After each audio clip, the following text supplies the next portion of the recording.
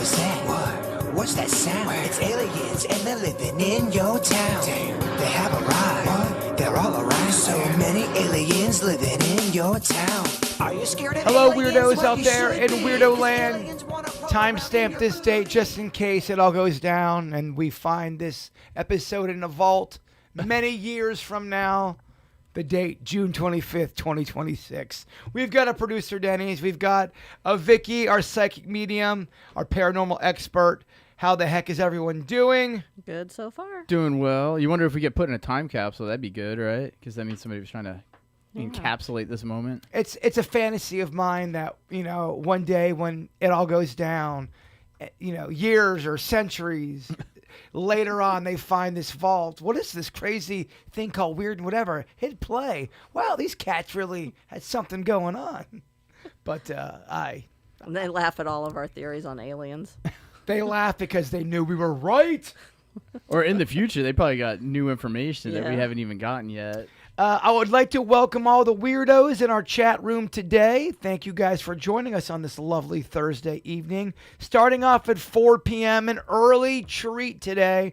Mr. Beckett could not get here. It is the summertime. Vicky is off for the summertime as far as school goes. Yep. Do you love not having school, or is there a sense that you kind of miss going back to the students? No, not the students. I miss the routine of, getting up and going to work every day. It keeps me motivated. Like, I do a lot more work in my house when I'm actually working at school because I come home and I'm just like go crazy and I do stuff. And in the summer, I get up, I get my coffee, I sit on the couch and I read books. Mm-hmm. Routine's a crazy thing, is it not, Denny's? I feel that humans, when they stray from a routine, that leads to depression, sometimes even anxiety. Thoughts? Yeah, I mean, I'm a person of routine, too. I like having a routine. Even when I was just talking about it today with the DJs for a day. I was saying, when you have time off, or if I get like a 4-day weekend, a 5-day weekend, obviously I love it in the moment.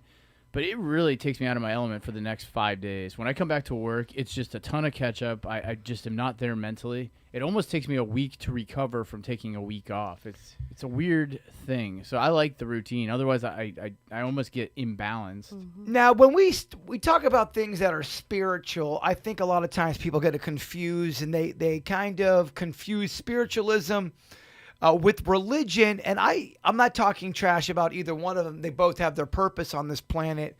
But when it comes to spiritualism, I almost feel like somebody who does not practice religion, they still can feel spiritual moments. And I know for me, when I go and travel, when I leave my little hub or bubble, something happens to me, almost like a drug-like effect, where things become vivid, clear. Thoughts come in that normally don't come in.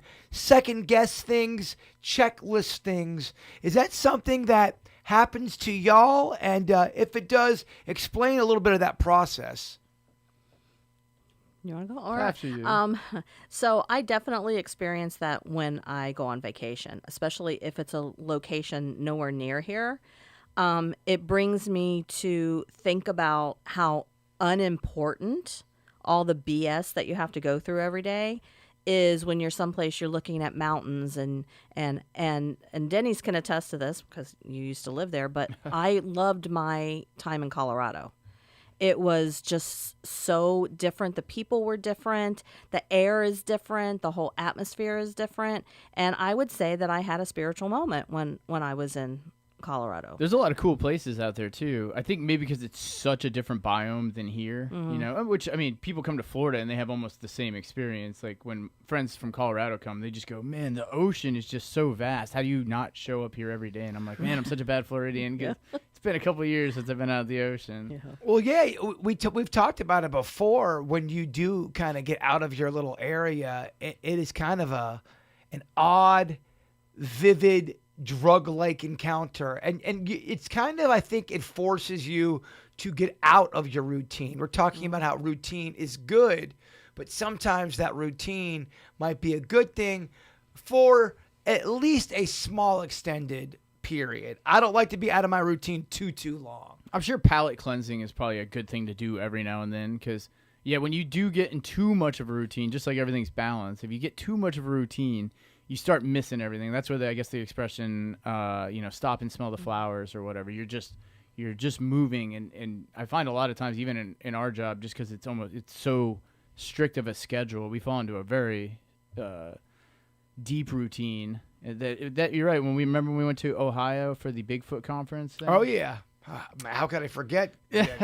Well, I guess I just didn't really know much about Ohio or where it's at, and it's so center in the middle of the country, but it's got really beautiful landscape. They got waterfalls, they got giant forest trees that are really tall. It was just kind of a different space, and like you were saying, the air is different, and it kind of, I mean, not that I want to live there or for extended periods of time, but being there for just that amount of time was, I guess you could say, like a good palate cleanser. It was a good reminder of when you get back, you're like, oh man, you get back into the normality of everything. The thing that I love and then I can't stand. Okay, for example, let's say I go on a road trip and I do have those spiritual feelings, and I think you're on the plane, you're seeing different kind of landscapes you normally do, and you go, when I get back, I'm gonna make these changes, and I'm gonna do this, and I'm gonna do that.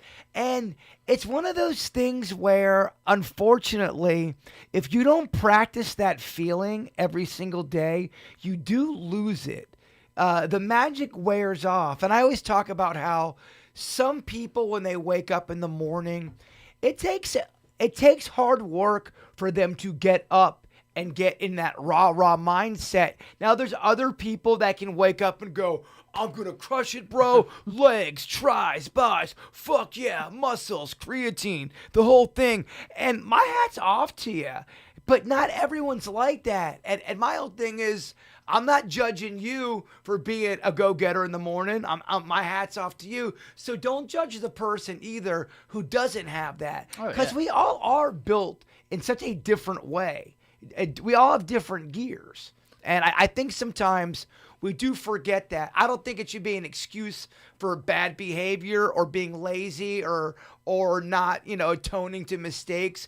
But always make sure that you realize not everyone's built exactly like you. Mm-hmm. Not everyone sees the world through your set of peepers. And everybody does things in their own time.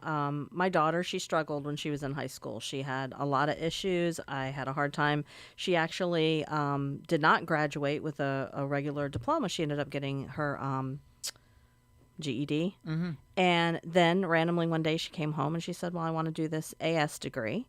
And this week she decided she's going to go ahead for her bachelor's. Oh, very cool. But I never pressured her because I knew this was her life, her decision. She needed to do it in her time. If I had pressured her, she may not have done anything at any point. You might have pushed her away from it. Yeah, but I let her make her decision. So people need to realize everybody does things at their own pace.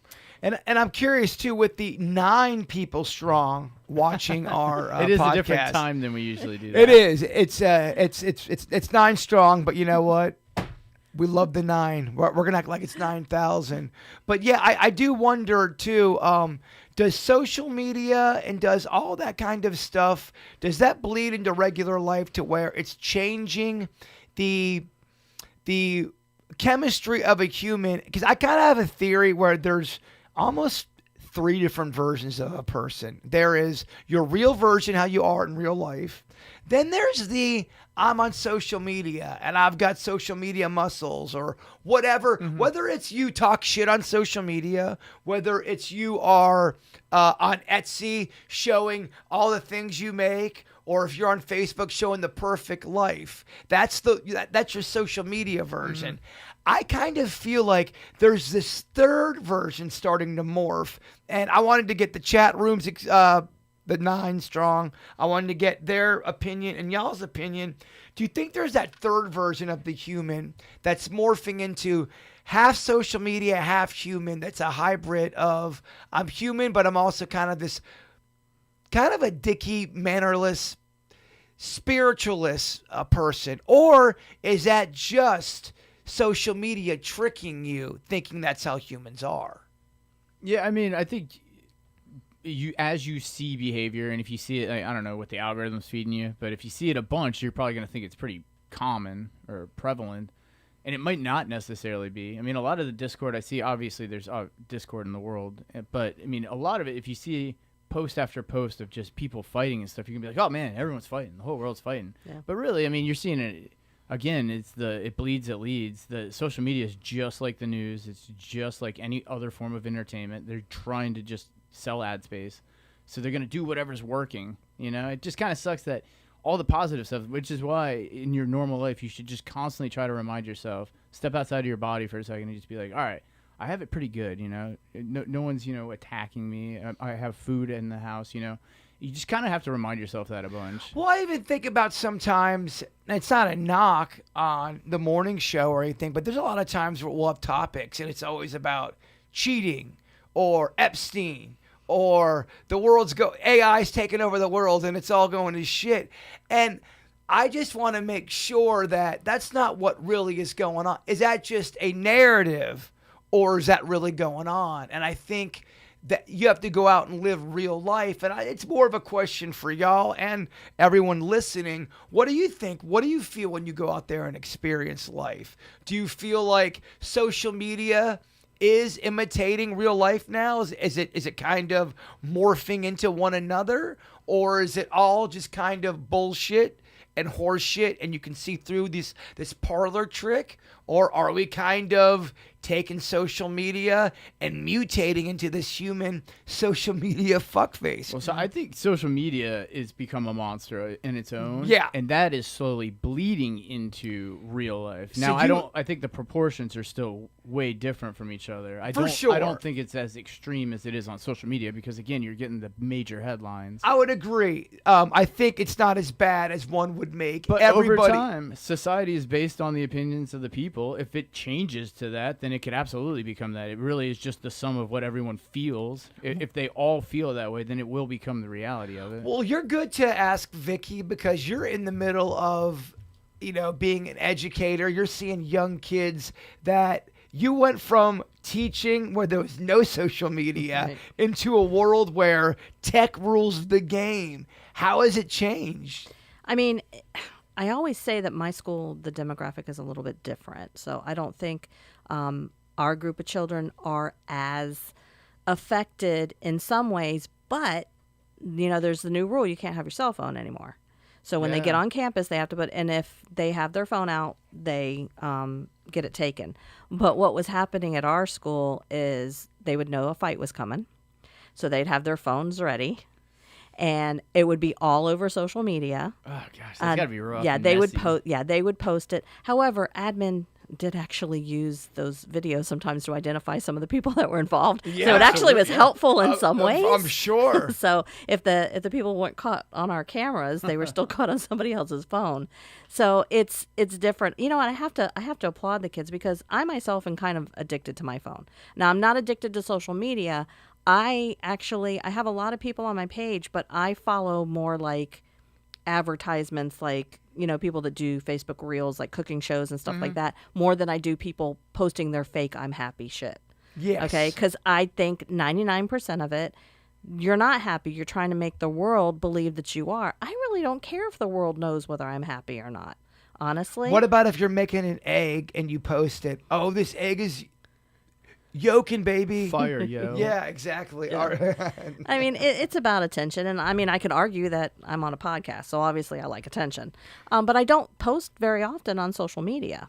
There's some people who do it very good, and then there's some where me and Denny's will watch some social media stuff, and we go, man, I just wish somebody had a friend to be able to just hug them and go, no, don't post it. Do not post that shit. Especially weird. breakup stuff. my God. When they start doing that. I can tell when somebody's about to get a divorce based on their social Oh, media. because it's followed by at least 11 to 17 positive / passive aggressive posts. Right. It's kind of positive, but there's still sort of a dig. Oh, totally. And then there's a period where they don't talk, and then they come back, and there's a bunch of photos with them and their kids. Or- And I'm like, oh, divorce. Or you look at their timeline and they posted no more than 20 times in an hour and a half. You're like, oh, shit. But my favorite is that they grant, and then, a month later, here's the oh, happy couple. Oh, my yeah. gosh. Look at us. The best is when they fight, and then when in the same thread they make up towards the end.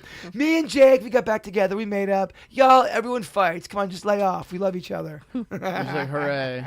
But I don't know. Why are you putting that out there? Oh, and look, I know, I cannot throw any stones, especially when I first got on social media. I can't even look back at some of the shit that I fucking wrote. It's terrible, Denny. Social media was weird at first because nobody really knew what it Yes. was Right. or the power of it or the fact that it just stays there forever if you feel like going back through the timeline. Oh yeah, no, you have to fall on your face sometimes 10 times to realize, oh, shit, maybe I shouldn't be posting anymore. I've had to yank people, talk about people yanking back. I've reached out to people and go, you're trying to prove the point that you're not crazy. Get rid of that post. Yeah. And I would have them remove it because you're getting ready to fight a fight in court and you're acting like a lunatic on and you're putting Facebook. Permanent record on Yeah. the internet. I gotta lie, some people get fucking wild on social media in chat rooms. People Oh get my wild. gosh. Dude, sometimes our chat room gets,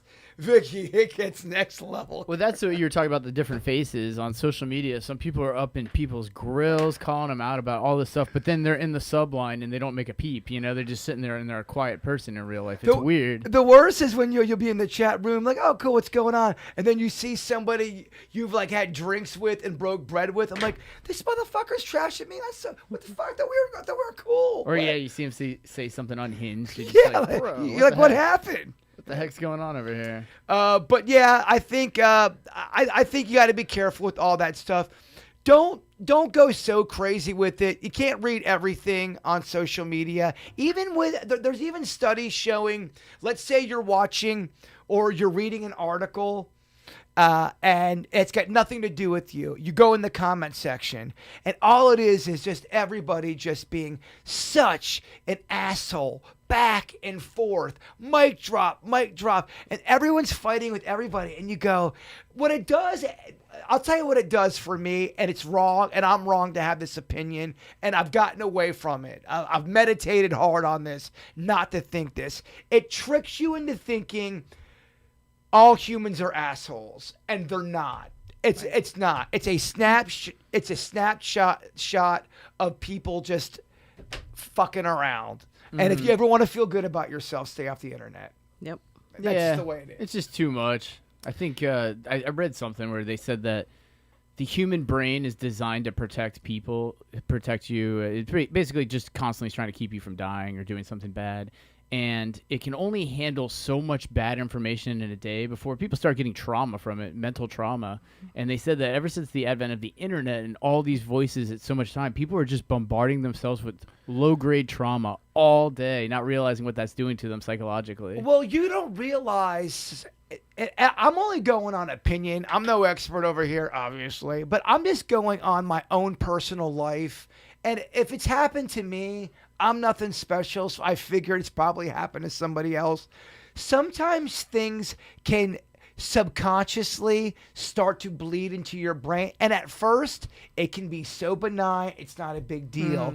But what happens after time, those subconscious little things start to stack up. And then you start to have little, I call it the yips. You have a shitty attitude towards certain things because subconsciously you're kind of going into autopilot. And you know how I feel about autopilot. Oh yeah. Autopilot's where you go to die. If you're an autopilot, it's not a good thing, and I highly recommend pulling yourself out of being an autopilot. It's just a shitty place to be. Oh yeah, that's what we're saying. If you get too much in a routine, if you go too extreme with a routine, you can easily get into autopilot. Yeah. And I do have to say, I have been accused of a couple people in my life, men. They accused me of being fake on the podcast because they're like, you're fake on the podcast. Because I'm smiling, I'm laughing, and I'm having fun. Yeah, it's real. And I even said one time, one guy said it, and I'm like, yeah, because Jaybird doesn't micromanage me. He doesn't worry about what's coming out of my mouth. He throws things and I throw things back. And I said, it's legitimate. The way I in real life, do I smile as much as I do on the podcast? Absolutely not. But I'm not being fake on the podcast. No. It's how I'm really happy when I'm here. Yeah, we're all chatting. And Yeah. Well, having look, fun. the podcast is everyone gets to say whatever the way or whatever the hell they want to say. Now Beckett scares me sometimes because he can go off the cuff, but I love me some Oh, Beckett. Randy, he likes to do that too. And I feel like. I'm just busting some balls, but there's no micromanaging here. I mean, yeah, I'm the one that's putting it together, but everyone's equal here. Everyone gets mic time. I ain't nothing special. I want to hear what everyone's got to say, and everyone's got something. I mean, I'm very blessed that not only do I get to work with the KVJ show, and I think we have great chemistry, but I think we have great chemistry. I've been friends with Vicky and Denny's for. I mean, longer with Vicky. I got than- more time in than It's you, true. Denny's. It's true. 2007 here. And Yeah, look, I it's think that was kinda- 2009. It's kind of like what Willie Nelson said, you know, he just wants to spend time, you know, making music with your friends. And, you know, anytime you get around people you like and you can just bullshit, I don't think that's ever a bad thing. And also, it's free. I do want to wish everybody a National Greasy Foods Day. I knew I had to stop at McDonald's on That's the way sweet. home. Yeah, I'm gonna celebrate on my way home. It's a day dedicated to enjoying comfort foods like French fries, onion rings, fried chicken, etc., etc. What is your go-to greasy food? It doesn't matter if you want to get sick after. You're not going to get sick on this one. So comfort, like a comfort food that's greasy. Just give me something real sexy. Yeah. like Well, so- cock of the walk, baby. I love so I don't know if pasta falls in that category. That's like definitely my most comfort. But if I'm going greasy, oh man, that's tough. I'd say maybe like ribs. Ribs? They're so good. Barbecue ribs. Okay. All right. And you know what? With that awesome comment, you just got us 14 strong Nice. listening Nice. to us. Oh, 15 strong. You're All right. right. Comment. So what, Vicky? What's your greasy food choice? I want to make sure I'm in the right lane on here. Yeah, and I actually got it this week. And talk about greasy, I had to keep it in the plastic bag because it was greasing through the container. I like the combination seafood from Buds. Oh Okay. yeah, all yeah, right. yeah, yeah. Buds. We And love it- buds. But it's definitely greasy because it went all the way through the box. Their food does. It goes through the paper. That paper that it's like. Who thought of that idea, by the way? Putting paper on that stuff. Denny's, you know what? I'm going to have to crunch the numbers later. I have no idea. So what's your go-to greasy food? You know what I really miss, and I haven't had so long, and I've been yearning it? When we got fired in Miami, you used to make me the best white gravy So, all right, biscuits. that counts. With dude, it's greasy, it's fat. That's so and good. You'd have hash browns with it. I'd mix it all together. The best, you put hash browns on the plate, and then you put the sausage gravy over it. Oh, between movies we would watch, I would hear my stomach getting fatter. It was awesome. yeah. Yeah, that's good. I love white gravy sausage. I mean, I could say pizza. I love pizza, but you know, I think that everybody at this point likes pizza. at that point, I'm being a snack. I know you don't like. I know. I said it as I looked over.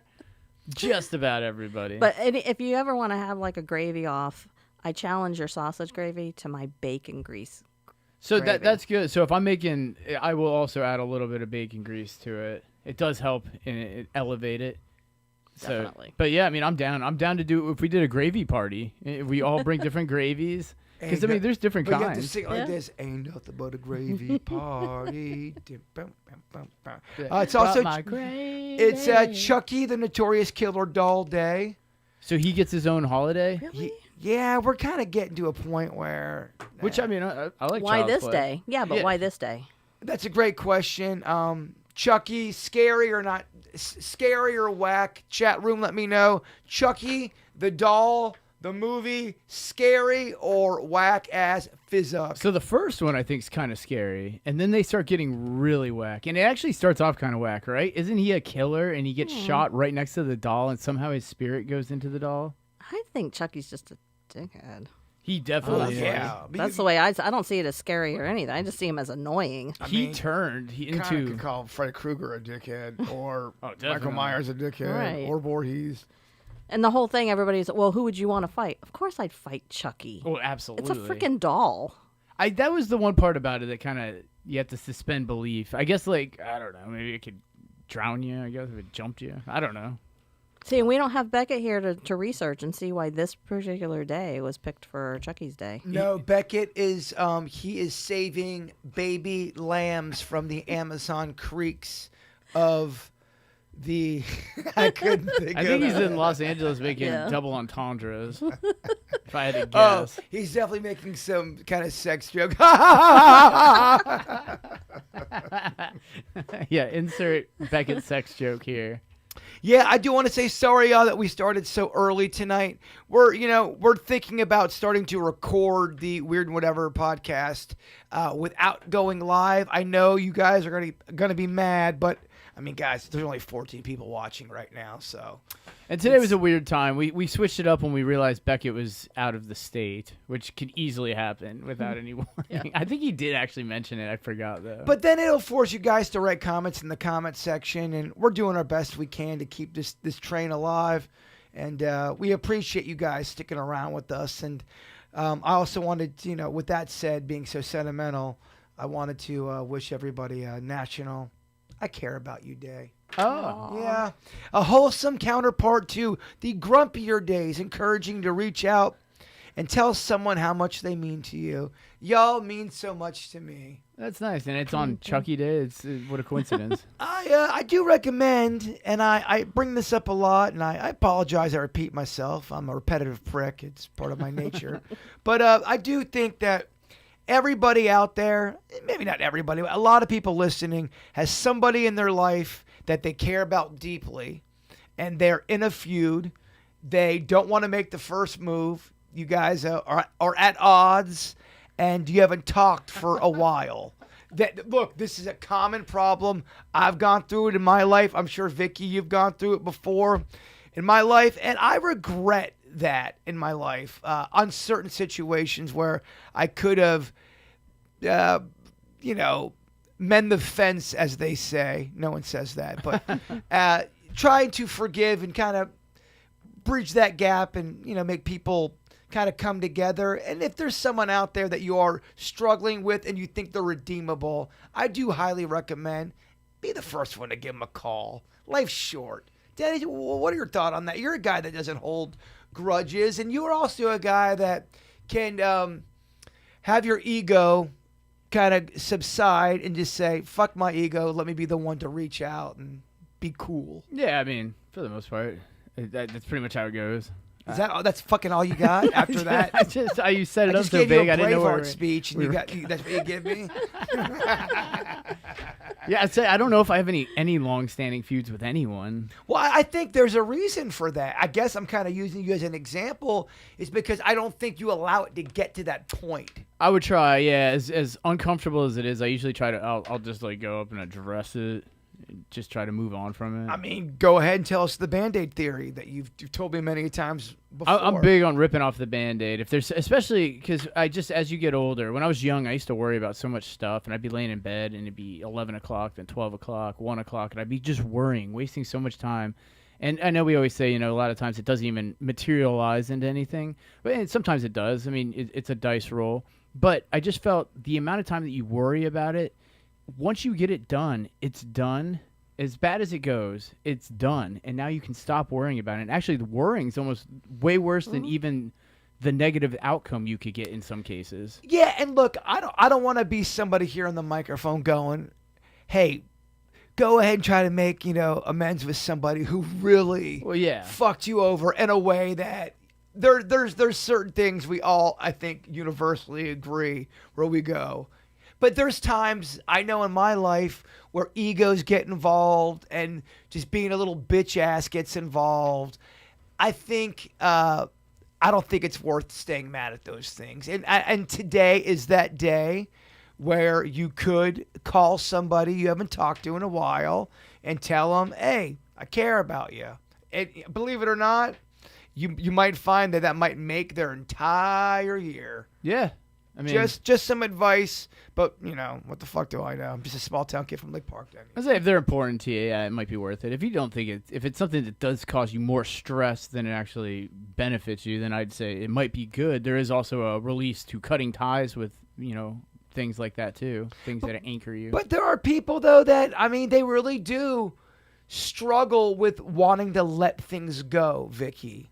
And why do you think that is? Is that childhood? Is that something they could break that cycle? And I'm talking about not overly bad things. Something where, fuck that bitch, she said this. She said I look like I have a walrus face. Yeah, I think it really has to do with maturity. I mean, eventually I would hope that everybody would get to the point where they're like, okay, this feud is stupid. Why am I feeling this anger? And again, you're talking about different circumstances. I know people that, somebody was murdered and they can't let it go. I understand that. I get. Understood. But, Yeah. Somebody called me, a wimp back in 7th grade. I need to let that go. But I think that comes with personality, kid. personality and maturity. Yeah, and maybe today's not the day you want to go try to fix any problems. How about this? Maybe there's an older person in your family that is lonely, hasn't heard from anybody in a minute. Give them a call. Hey, I was thinking about you. Talk to them for 5 minutes. It'll make you feel better. It'll make them feel better. All right. Absolutely. That's my Tony Robbins speech for the day. But I thought that might be kind of cool to do. Because it does kind of hurt my heart when I think about older people who don't really have a lot of people checking in on them. Yeah. Eventually, if you're lucky, you get old. And how bad would that suck if you were the kind of person that did want people to be around? Yeah, that Bette Midler song, Hello in There, I cannot get through it because it's about old people. And Which one's this? It's called Hello in There. It's Bette Midler. Okay. And I cannot get through it without crying. Oh, man. It's about old people as you get older and, their son, was gone. He may have been lost in the a war or something like that. I cannot get through it without There's boo-hoo crying. Vicky, there are certain songs I can't get through either. Like 69 Boys, Here Kitty Kitty. I cannot without tearing up a little bit, Denny's. I get it. It's a sentimental track. Oh, Tootsie Roll? Fuck. Oh, my gosh. A minute through 30. No, I kid. Humor's my security blanket. I think it might be time for some Ask Vicky. Do we want the... Of course. All right. Playing it. Sorry, it came at me real quick there. That's all right. It just came real quick. Let's see. It's free. Yeah, exactly. I don't know why it's not playing. Yeah, it's Sorry. We went from a super sentimental topic. I hope that when we don't have things work, I hope it's part of our charm and people like it. But then again, there's only 16 people watching, so yeah. I don't know. I don't know what happened because we just. I don't know what happened, but unfortunately, we're gonna have to give you one of these. Yes, Vicky, we love her. She's great. Paranormal. She is the best. Good thing Becca's not here to hear that. I'll get it working before Becca. Hey, next time, get your bitch ass here, Beckett. All right, our first question for Vicky. She's awesome. She is our paranormal investigator. Vicky, why do you think? Boy, I wrote that down. I got it. Okay, why do you think ghosts and spirits are so cryptic? Why don't they just flat out say what exactly do they mean? It's always a cigar smoking, or it's always it taps gently. If there is a real message, why don't they just flat out say, hey, Vicky, here is the message? Actually, I gave this analogy twice this week in a reading. It's kind of like when you go to the other side, you come back, you're kind of like a foreign exchange student. So when you first have that foreign exchange student, you don't speak the same language. So you're using sign language, you're holding up this, you're doing that. If you're communicating with the right person, it will end up being full messages. But until then, you're playing, You're guessing until... You're playing, foreign exchange student. And that's why. That's just the way it is, because without our bodies, we have to learn a different way to communicate. It's like your own version of the ghost Guess Who. Yeah, exactly. Did you talk about the game or the movie? I don't know, Denny. I'm just trying to relate. All right. Next, great answer. Yeah, it's a good analogy for it. You want to expand on that, Denny's? Well, no, I like that analogy in the sense that, like a foreign exchange student, at first you have to kind of use hand signals and pointing for communication. But as you get more comfortable and you start recognizing that stuff, maybe as you get more attuned to the spirit world, you can probably interpret more stuff accurately. And they are able to figure out how to communicate better. It's not just us receiving, it's them as well. So it's a two-way street. They have to learn. Now, do ghosts all of a sudden have all knowledge of all language? Could they have that ability? Do you start getting different abilities when you go to the other side? Or if you're earthbound, do you turn into Matt Damon from Good Will Hunting? I mean, in all honesty, in all these years, 2007, I've never come across, either on an investigation or during a reading, someone who all of a sudden could speak French when they couldn't. And that's why I used to make fun of Ghost Hunters International, because they'd get EVPs and they were speaking English in countries where they probably should have been speaking Spanish or, something else like that. Yeah, that wouldn't make any sense that you would get an English. Yeah. Yeah, whatever. Not knocking the show. Again, you want to expand on this? Well, I'm just thinking, if you were to go anywhere into Europe, you would probably get a lot of, if you had to go with old spirits, you get like Sumerian civilizations, you'd probably get a lot of Roman civilizations, stuff of that nature, right? Probably because, they would be ultra haunting at this point. Yeah, and more likely they're not going to, all those ancient people are not going to learn English just so they can communicate on your recorder. Definitely. But I've never come across anybody that all of a sudden, one of the abilities that you do have, not speaking another language, but you may be able to tune into somebody, like you could be like chilling on the other side and your loved one here is in crisis, and it's almost like, you sense it and you got the bat signal and then you can zap and be here to be at their side. But as far as, I couldn't play tennis, when I died and I'm a ghost and now I'm out there playing tennis. I've never seen that. Never seen any special talents. Well, I just want to let you know, if me and you ever meet as ghosts on the tennis court, I'm whomping your ass, Vicky, and I'm not taking no prisoners.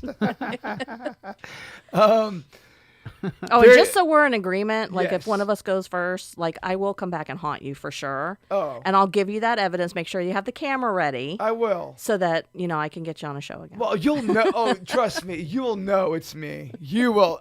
And Denny's, I'm gonna haunt your ass until the sun don't shine, buddy. Get ready, because we are gonna be bunking together. Hey, I'm down. Oh, I'm gonna be such a needy ghost. I'd be down for a haunting. I feel like if you had a ghost companion, it'd be awesome. I'm gonna be like, I'm not going to the light. I want to stay here with my friends. I love it. I got my what are they? I never can think of their names. Not my elementals.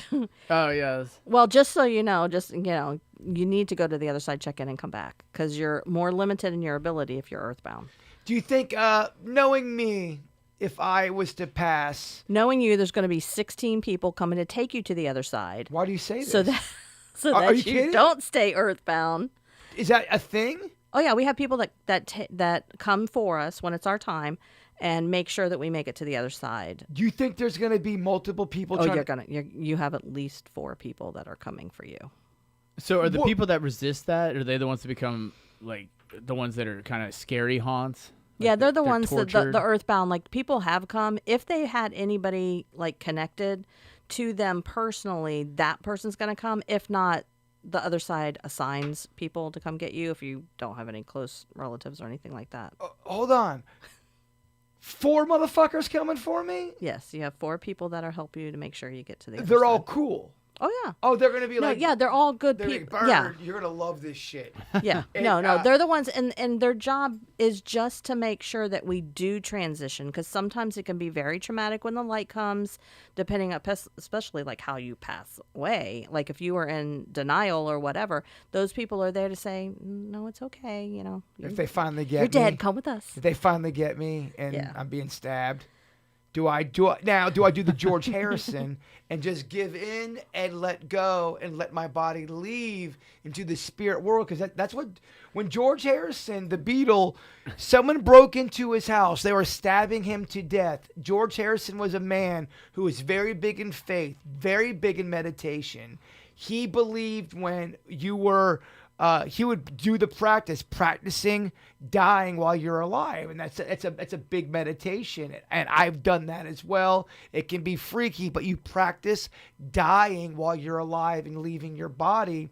when he was getting stabbed to death, he thought that was it. So he started to leave his body because he wanted to leave it in a spiritual way. He ended up surviving. Have you ever heard of anything like that? And would you suggest that if you really feel like you're going out, do you go in to this spiritual kind of realm where you say, I'm letting my body go in the most peaceful manner possible? Well, I mean, he obviously, what it sounds like to me, more like he actually was getting close to death and he was just exiting his body. A lot of people will hover over their body while they're being worked on, if it's in surgery and things like that, and they're getting ready to pass. I would just recommend that when you see people, when we're getting ready to die, most of the time, the people who are coming for us, you see them while you're still alive. And so you may be in a hospital room and you look over and there's your dead grandma. And you're conscious, you're alive, but you see, and that's a clue that that person's getting ready to go because the person coming for them is already making themselves be known. Yeah, that was the weird thing about when my Aunt Ann was passing away. She started to see my mother and my mother's best friend Joyce, who had just passed away maybe a year and a half ago. And she was talking about my mom at the window and Joyce at the window. And another weird thing that was weird, when my mom was passing away, Joyce, her best friend, was there, and their big connection was always trying to find, if they ever found a penny, that was their thing. They'd be walking together and there'd be a penny on the ground and they'd pick it up and they'd say like a little thing. And as my mom was dying in the bed, Joyce looked down and right underneath it was a penny. And so she picked it up. So she always thought that was a sign. Now, the naysayer, Denny's, is going to go, a nurse dropped the penny, dick face. It wasn't anything special. You're wishful thinking. Play the role of the dick face. Tell me why you think it is not real. I mean, I'm not here to just argue that it's real or not, but I mean, I do think a lot of this stuff could be coincidental. No, but I know you tend to have more of a analytical Spock mind. The only thing I could say is the same thing with anything, and I think it's all great that people see, a bird or something of significance, or a penny. I think all that's great. But I would say, I think it's great, guys. With your ancient beliefs and religions. I attribute it a lot to say you hit your elbow and your elbow hurts. All day you bang your elbow extra and you're like, God, I keep hitting this elbow. Jeez. But it's only because you're more aware of it. Sure. It's something that means something to you. So you're a lot more likely to connect. So if I found a penny under there, I'd be like, oh, somebody dropped a penny over here. Yeah. Because I have no connection to that story. So that's something I struggle with, Vicky. There are days where I have very strong faith. And I believe, for example, my cardinal stories, or I'll believe something that I got a sign from the great beyond. And then there's other days I wake up in a cynical mood and go, that bullshit was just coincidence. Would you say that's more normal, or is that just a spiritual struggle for a man? Yeah, men are usually... You don't think women go through that? Yeah, I mean, it depends on, your personality plays a big part. But like I always tell people, like for me, I don't go for birds being this or butterflies. But when it happens randomly, like when I came home, my son had a drive-through graduation, and because it was COVID, and we're walking up the steps, and we are both zoomed by this butterfly, like zoom, zoom, zoom, without me thinking. I go, hi, Mom. Mm-hmm. So I think it's what you feel that's important, because again, going back to what I talked about, communication with the foreign exchange student, that spirit may know you have this inclination to think that robins are people, spirits. Yeah. So they're going to show themselves that way because it's the easiest way to communicate with you. I also think too, sometimes in life, whether it is coincidence or whether it's something that's from the great beyond, who knows, at least take the win in the moment. What's wrong with taking a win? I mean, everyone needs to take a win in the moment. I don't care if it's just for an hour. Let's say you just had a great sandwich. Enjoy that win for 30 minutes. I agree. Take the win, baby. Because, there's going to be a lot of losses. Try to celebrate even the smallest wins on the planet. And honestly, if you change that perspective, I think you have a little bit more fun. Yeah. You're at least looking out for wins more than not looking out for anything. Well, absolutely. The cynic could be the opposite. You're constantly not looking for that stuff, so maybe you're not going to see any of that stuff. Oh, you're from New England? Yeah, you know what I'm saying? Oh, kid New England, come on, it's a joke. Yeah, well, I always say you can't experience magic if you don't believe in it. True. Ah, yes. So. Yes. Yeah, I think it's all about. I think happiness is something you have to create yourself. I don't think anything gives it to you. You might be given gold, whatever, but it's not going to necessarily give you happiness. You have to create happiness from whatever you get. You bring a great point up. I think by nature, human beings are searchers. We're born here, and not really with the playbook. You could argue, yes, obviously there's religious text, but at the end of the day, no one really asked to be here. I don't remember asking to be here. I just kind of showed up. So you have a lot of just kind of exploring and figuring out shit. And then not only that, you're just taking the word of other people who were before you. And how do you know? What if that person giving you the word is some fucking crazy lunatic? I think a lot of the people that we get the word from are. I mean, Well, so that's the human element that's tricky, and you maybe wonder if that's part of the grand design. Is it supposed to be like that? Because, yeah, if everybody did what they were supposed to do, you would, all right, you drink bleach. You're like, oh, I died. This sucks. So then the next person comes along, they go, all right, I'm not going to drink bleach. This guy died from it. And then everyone kept proper records of things, then yeah, but then we add the human element to it, to where people are trying to get power from that. They're trying to get control from that. They're trying to get money from that, whatever it be. That's where it messes up everything, because yeah, we should be able to trust the people before us who did the life, and they go, all right, so I learned in this, you should not, don't eat trans fats, don't, make sure you walk every day, whatever the guidelines they put down. If we could trust all that, then yeah, it'd be great. They should be doing it like that, but we don't trust anything, and especially with the internet now, it's like almost hard to trust anything that we did. That's what's annoying. I hate a half truth. I'd rather have you just lie to my face and tell me I got a dick like a donkey. Just instead of this half blurred. Sorry, Vicky. I know that was that was a little crass. I apologize. I'm just saying I'd rather just give me either flat out lie to me and make it real good, or tell me the truth. Don't give me half truth. I think half truths are so dangerous, because you're like, oh yeah, I can trust Denny's. He did say I got donkey dick. That's great, but then dude, that thing's huge. Yeah, and then I find out you're talking. Oh man, dude, he's got gnat dick, and I'm like, oh my gosh, what's the truth? You see what I'm saying? If there's a blurred line there, that's not. Well, that's a tactic. I mean, there's an old phrase: if you can't convince someone, confuse them. It's an old adage, because it's how wars are won. Well, that's what you do. If you you're not going to convince them, just flood the zone. Then they don't know what's right, and then maybe what it'll do is it won't make them believe you, but it'll add that doubt to them, and that doubt's all you need.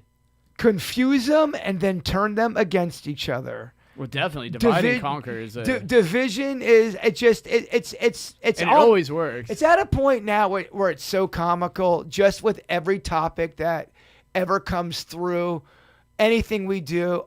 It could be putting butter on popcorn. It will somehow, some dick face is able to turn that in a political manner.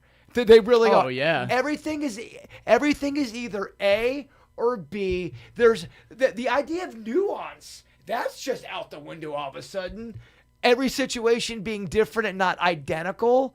When did that go out the window? Yeah, well, so again, I think with the social media stuff, they're trying to grab you. Yeah, and of course. It's very easy to say, A is better than B, B is better than A, and then the people, you automatically get a sports team. You got, we support this team, we support that team. It's a very easy way to get someone's attention. And you get and that. It's blanket. You get that, but a lot of people don't. For sure. That's what I think is disheartening at times. Yeah, it's because otherwise you have to do it takes a lot of work.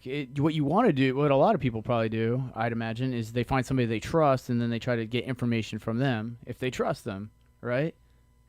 I just got to say this. We are 23 strong. We are 23 strong in the chat room at 4:53 p.m. And I think with that said, it might be time for some Denny's Random Facts. Facts. Our sweet Denny's is the best. He is awesome with hunting, finding, forging these great factoids. He goes on the net. He goes on the whatever the kids are doing, the Discord, whatever. He does a great job. If he nails the fact, Vicky, our educator, gives him an A. If she does not like it, she fails him. Denny's, the floor is yours. So this was more of a funny one than anything, but the word testify that we have is based on the ancient Roman practice of making men swear on their testicles when they're making a statement in court. That's where that phrase comes from. So that led me to think, what other crazy things did we get phrase-wise from them, and where were the origins? And this one I think is pretty commonly known, and a lot of people, I've heard other people say it, but the word sinister is derived from the word left, sinistra, which they used to consider back in the day as an unlucky or evil trait to possess. And then it adapted into English as sinister if somebody was bad. And that's because they used to consider people that were left-handed or left-handed things to be bad or sinister. Crazy. And then the opposite of that, if you have dexterity, which means you're very handy and you're good with your hands, that actually means skillful right. It's the opposite of sinister, meaning it is proving that you are handy, which I thought was funny that the right-handed people, man, geez, the amount of left-handed flack that people have gotten for all these years. Another one, since we were talking about trustworthiness, the Latin root word for candid and candidate means very bright and very clean. And the reason is because when somebody's very candid, they're truthful, straightforward, and frank. And then politicians used to wear white togas to represent their trustworthiness. White has always been associated with that. And then finally, the word peculiar. It's a old Latin from the peculiaris, which means belonging exclusively to one person. It was derived from an old term, peculiar, which means a rich person who has lots of property amongst being unusual. Crazy, right?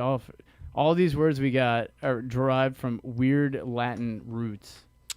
Well, you might have gotten an A, but you had to mention left-handers, so of which I am. I hear you. So. I have nothing against the left-handed people, but I definitely get that they've been wronged many a time over the years. So I'll give you a B for balls. I think I testify to that. I think I'm left-handed, Vicky. I think they made me turn into a righty when I was a kid. I think they thought the devil was in me or some shit, and they made me right with my right hand when it's natural for me to throw with my left hand, right with my left hand. So my a couple mom's other also things I don't want to really talk about with my left hand. Southpaw. But it's very natural, Denny. My mom's left-handed, but they were like, you can't be left-handed back when she grew up, so they forced her to learn everything right-handed. Everything she does naturally, she picks up with her left hand. Yeah, see, I use both. So she became ambidextrous. Yeah, nobody took my hand and said, no, you have to eat with this, your right hand. No, they let me pick up the fork. They let me pick up a pencil. However, I guess they didn't have left-handed scissors. So I had no choice. I learned how to cut right-handed. In sports, I play right-handed with the exception, oddly, of if I play baseball, I catch like a left-hander. I bat like a right-hander. Yeah, I felt natural hitting left-handed. I think the first time I rounded second base, I went for that left hand with my. I went for the titty with my left hand. I think I did. I went left-handed for the titty. I apologize again, Vicky. It just comes out sometimes. So I'm going to try to find this stuff because I guess it's just weird. But so we're in this phase where everybody's trying to save money, and the people have come up with the idea that to save money on butter, because it takes cows, it takes fields, it takes staff, they're now going to synthetically create butter. Not everyone, but they're starting to create CO2 butter. It is a lab-made fat alternative, turns carbon dioxide, hydrogen from water, and oxygen into fat molecules, and then it's whipped, old school style, into a paste that has the taste, texture, and cooking behavior of dairy butter, but without cows, land, or farmers. Now, I thought this was cool, but they actually did this back in the 1930s, during the Great Depression. They came up, a German immigrant chemist came up with this stuff called coal butter, where they used a process of converting coal into synthetic butter. It would take 60 grams of coal to produce 1 gram of synthetic butter. The difference is the new butter, they say it tastes like butter. The old butter, they say was horrible. It tastes like coal. It was just terrible. And causes cancer. But it costs a fraction, and it's what got a lot of people through. Old-timey butter. Old-timey coal butter. And tell me that wasn't used for other things. Oh, guaranteed. I mean, and don't make me spell it out. Southpaw? Southpaw, even. You're taking over since Beckett's not here, huh? You're right. I'm so sorry. What a perv. I'm going to try to hunt some down, though. Because they still make coal butter. I guess just nobody likes it, but you can still get it. But Well, we what do you gotta think get about some. this? That's the way they're talking about trying to save money is making synthetic lab-made butter. Yuck. Yuck, indeed. From CO2, by the way, so... Of course. Well, that's a C for CO2. So you guys love all the serial killer stuff. We do. Have you heard of this killer? He was called the Doodler. Yes. He would take cheese doodles and stick them up his victims. He killed everyone with cheese doodles and cheese balls. He would. I mean, the things he would do with these cheese doodles, Denny's. Now, listen to how messed up this is, and it ends even kind of messed up. So the Doodler was an unidentified serial killer. The doodler. The Doodler in San Francisco who killed many men between January 1941 to September 1975. He would go to nightclubs, and he would sketch the men that he would murder in the future, eventually leading them to a beach and killing them. 3 victims survived, yet all 3 refused to testify in court because they were afraid to come out of the closet. So Wow. what sucks is the police know exactly who the Doodler is, and at one point were ready to prosecute, but since they needed... since the case hinged on these 3 people's testifies, which we talked about earlier, testes, the police are still keeping tabs on him even to today, but they can't do anything about it. And they've noticed that he's retired from murder, but apparently he still is in his 70s living in the East Bay area. Wow. Wow. So- Oodles of doodles. If you live out there, watch out for the Doodler. Oh But my gosh. so yeah, in 1974, they didn't release DNA evidence wasn't around until the late 80s, so it was until 10 years later that they would even be able to. The heyday of murder. The heyday of murder, but the Doodler living amongst us never got prosecuted. Yeah. What are your thoughts on the doodler factoid, Vicky? Well, factoid's cool because serial killer. He had me there. Yeah. But it's too bad he didn't actually kill them with cheese doodles I know. because the evidence was all over his hands. You know how hard it is to wash that off. What are your thoughts? Yay or nay? Should we, as the press and the media, when somebody is a serial killer, give them a nickname? Doesn't that just give them a serial killer boner when you're the son of Sam? Absolutely. Or, the co-ed killer. Yeah. They love that shit. The They want Green the River attention. kill. Yeah, they would love that. They get the clippings. But is that just a fruitless fight? Of course they're going to give nicknames. Is it just over? The fact that murders is going to always be cha-ching, forget about it, morals out the window, it's fucked. I think it's so opposite of what people would. I think everyone always thinks like, "Oh my God, I'd kill that person because they're crazy or whatever," but nobody would actually do it. So I think that's why they're so fascinated by it. It's just so outside the realm of what a normal person's thought process might be. Okay, I'm just going to give you a quiz. Both of you. It's a quick pop quiz, and then we'll get back to your factoids. I'm going to give you one word, and then you have to come up with the media name for the killer. All right. So All right. are you going to describe what they did? Yes. All right. Kills people with tuna cans. That would be the tuna fish killer. That's not that good. All right. Hold on. That's your mulligan. I'm coming back to you. All right, you're coming back. I'm coming back to you because I don't know. All right. That's fine. All right. Okay, Vicky, your turn. I have no clue. They take llama hooves and throw them at their victims, and that's how they kill them. So easy. What's the name of the killer? Yeah, think media, think press. The story. It's 5 a.m. It's hot to press. The llama. It's llama paws. We got to make the title snappy. So Yeah. what do you got? I don't know. Spitting hoofs? I don't know. Spitting hoofs killer? The spitting hoofs killer. It's at least something. Yeah, All that's right. not bad. That's not All bad. right, Denny's. All right, hold on. All right, yes. All right. Okay. You were at IKEA. All right. And somebody took all of the meatballs, the Swedish ones, the real good ones, and they took the pot and was throwing it all over people. And 3 people were dead. What is that name of that killer? The Meatwater Killer. The Meatwater Killer. All right, what about a guy sneaks into houses dressed like a cat, drinks all your milk, and then stabs you? What would you name him? He is known as the Whisker Whipper. That's pretty good. All right, we'll stop this All right, game. all right. Although I could play this game probably for another 20 minutes. First question is, how high is Bird? Honestly, I mean, I'm pretty fucking high.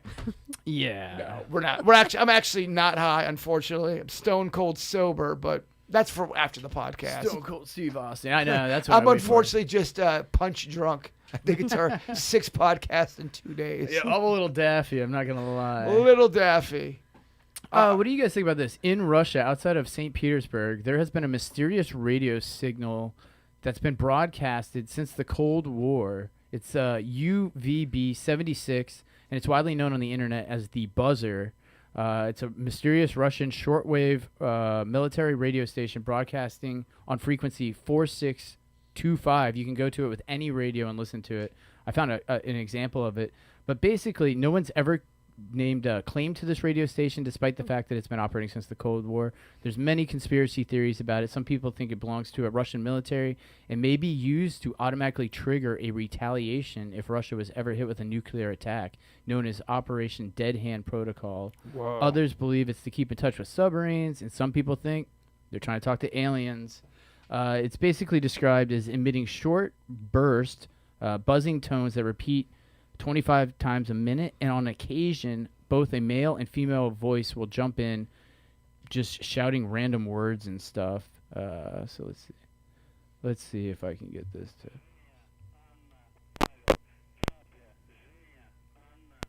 Can you hear that? Not Barely. It's not the best audio. I don't know why it's playing like It that. it would be cool if I was a hostage and I hadn't heard nothing for about seven months. I'd be pretty pumped then. That must be my computer acting up today. It's all right. Like again, hey, what's our motto? Chat room, weird whatever. It's free. While you're working on that, let's just go ahead and say hello to some of the people in the chat room. We've got a Toph who says she's drunk. Amen. Get it, girl. Yeah, I believe Toph's a teacher. She's probably off during the summertime. So Yep. enjoy your time, Toph. Get it? But yeah, get your drink on, girl. Grant says he's high.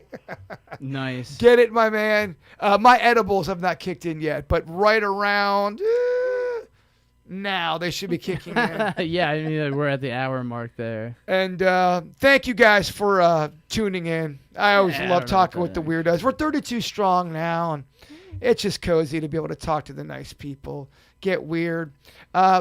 Speaking of a Ted Bundy thing, here was another one. I'm not sure if I did ask you this, Vicky. If you were to summon someone like Ted Bundy, would you be able to have the power to do so? Let's say you wanted to focus, laser focus, going, I want to talk to Bundy, see what was in his head, see what he was thinking, get the feeling, or is that not how these psychic abilities work? I can't imagine that he would be allowed enough freedom to be able to communicate.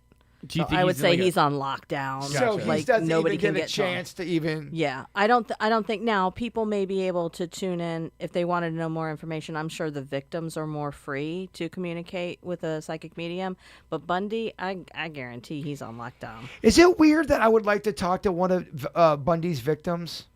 No, it's not weird at all. Do you think we could probably talk to her or try to? I don't know. The problem with I could probably have a spirit come talk to me, but validating that it's that spirit, I'm big on validation. Roberta Parks is her name. That's the particular person you'd want to talk to? Yes, her story's very sad, and I just always kind of wanted to. I feel like she passed away with a broken heart because her father was very sick. She had gotten a call that night from her dorm room, and her dad, she got into a fight with her father, and then like an hour later he ended up going to the hospital for heart issues, and she couldn't get a hold of him, and she was heartbroken about it, and she went to go walk somewhere, and that's when Bundy got her and killed her. So she's always stuck out to me. Not to turn it dark, but it's the weird and whatever. We get dark sometimes. Yeah. It gets real. Yeah. Like WRMF. We real motherfuckers. Animals showing up in spirit form. We did talk about that. Big theme in the movie Disclosure Day. I wanted to get Bert's thoughts on the constant theme of cardinals in Disclosure Day. Do you think there are times where animals come to bring a message from the great unknown? And I want everyone to answer this, chat room included.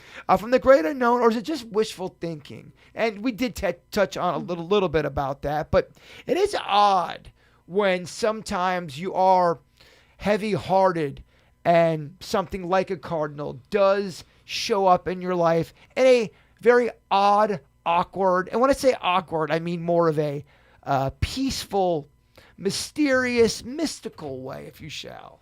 Yeah, I mean, as far as I'm concerned, anything can happen. Denny, you still working on this shit? I think I'm getting it. Yes, I am. Yeah, but you don't hear him working on my theme song, do you? Damn! That is messed Let's get you a little up. scratchy scratch recording. They're all related. It's pretty messed up there. But yeah, I think anything is possible. There's very few things that I completely shut down when it comes to possibilities in the spirit world interacting with us. When you walked in the house today, I know you didn't do a full walk through. Sometimes do you have to have a walkthrough for something to smack you right in the face going, girl, you got ghosts? Yeah, I mean, now because we've been kind of, consistent with the podcast, so I'm getting more familiar with walking in the door, so I would have to do a full-on walkthrough. The first time we came back, I didn't have to go very far. Like, I got smacked in the face, just a couple feet in the door.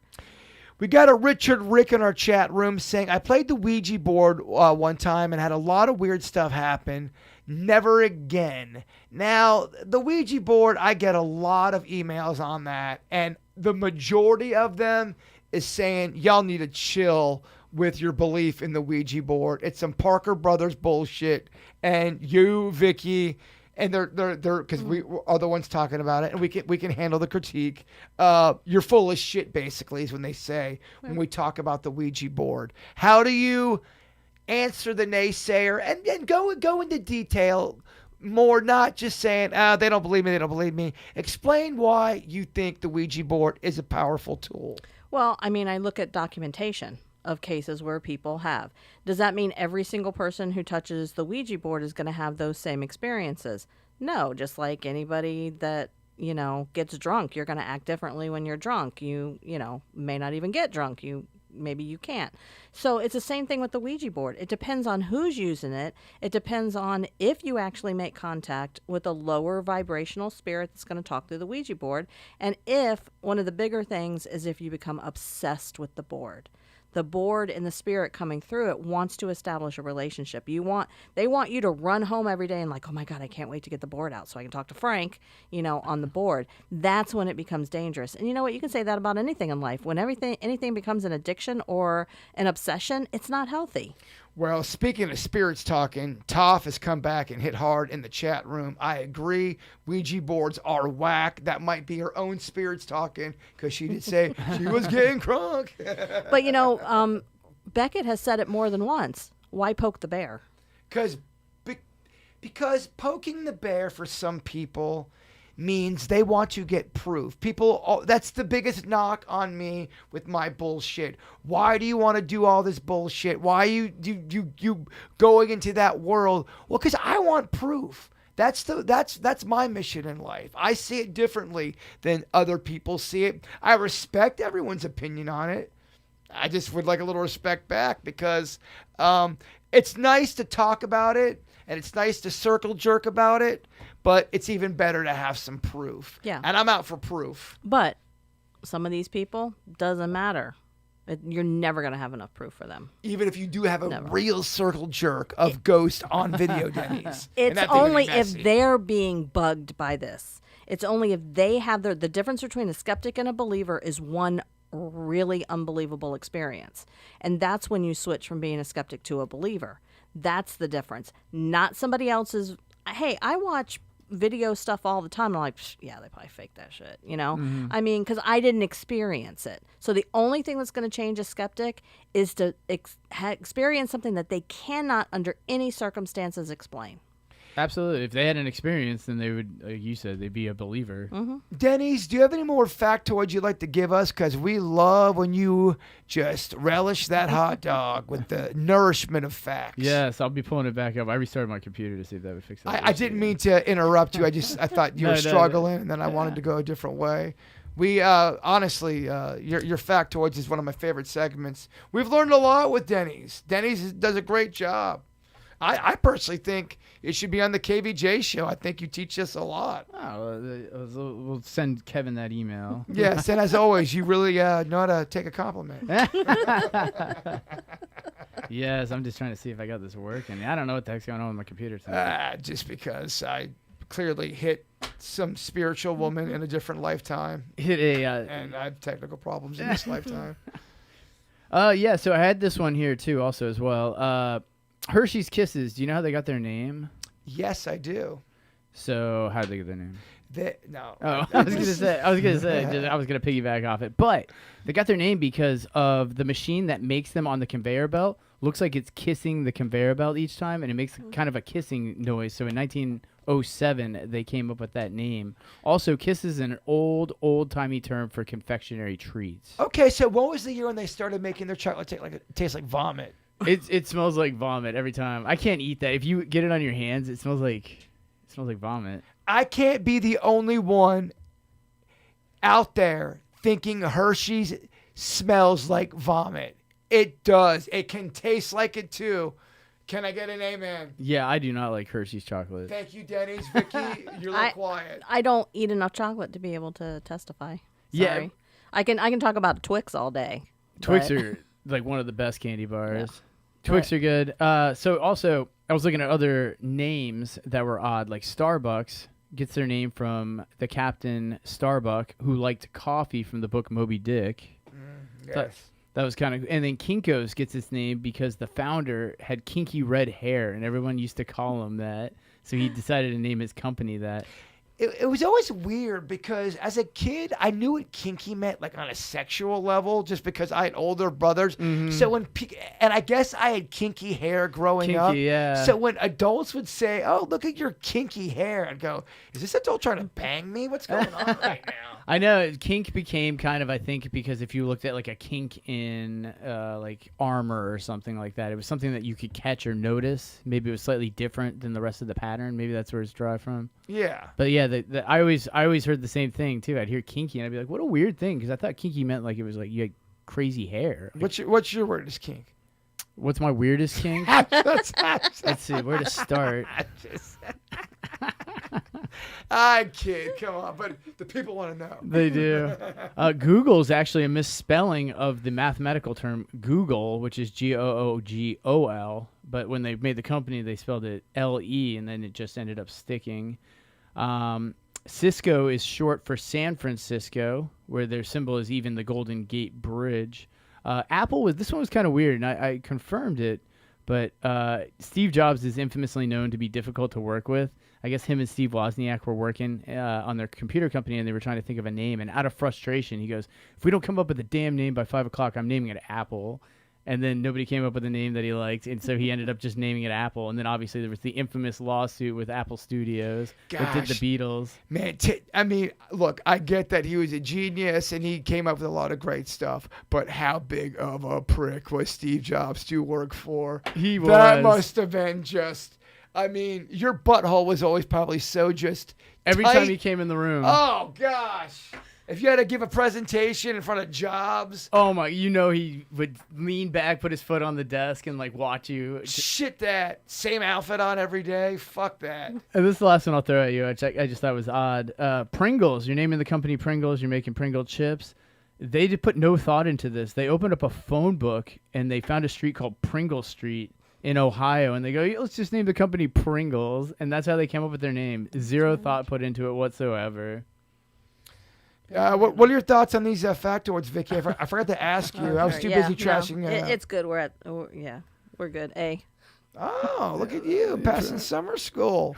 Just trying to get through. Even with a rebooted computer, we had to wait for that. I was trying to computer reboot it. I don't know. and yeah. Look, What's going to happen with my laptop? I'm going to have to investigate this. part of the weird and whatever drinking game is every time there's a technical issue, drink. Yeah. You can do that with KVJ as well. Drink.